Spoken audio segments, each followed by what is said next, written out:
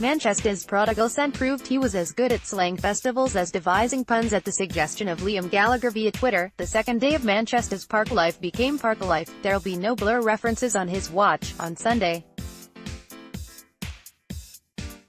Although he wasn't headlining, the Cloakroom-averse homecoming hero's presence was felt throughout the weekend, whether it was from Manchester collective levels, essentially the Grime Happy Mondays, covering Wonderwall the day before, or de facto Billtopper Skepta beginning his set singing Live Forever a cappella. That's even before you count the spontaneous Oasis sing-alongs that are up throughout the day by teens ready to tick seeing him off their bucket hat list. There are spontaneous Oasis sing-alongs erupting throughout the day as teens prepare to tick him off their bucket hat list.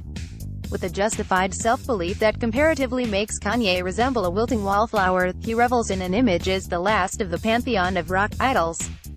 Striding onto his traditional walk-on music of "Fuckin' in the Bushes," he introduces a shudderingly powerful rock and roll star by noting, "Not many of them left. Let the mind games begin," he commands, before unleashing Morning Glory. After which he presumably references Parklife, sorry, Parkalife's impressively grime-heavy lineup by asking, "Anyone seen any bands around?" But rather than feel like a heritage act, tracks from last year's As You Were effortlessly update his legacy. The fact that it outsold the combined sales of the rest of the top 10 albums in the chart the week of its release, coupled with the writer's remit of big tunes, means there's no longers. Fans in RKID t-shirts vault onto each other's shoulders during the glam country stomp of Greedy Soul, and the gospel-tinged Wall of Glass. Tambourines in the crowd are shook to the unifying, bold, and for what it's worth, augmented by trumpets in a section brassier than his neck, for what it's worth, and You Better Run, see him basking in Larry Love.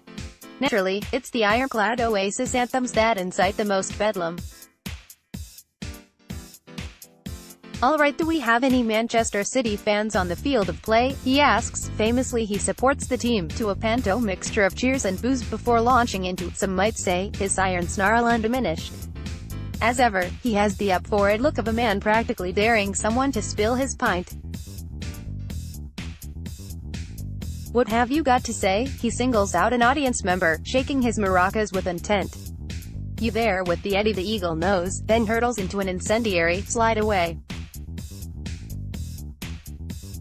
Bonehead joins him on stage to add extra heft to cigarettes. "Obviously I've done a lot of talking over the years and a lot of drinking and a lot of singing and all that, so if I can't get the girly notes, help us," he says, rallying the communal crowd, before quipping, "I know there's a lot of Manchester United fans in.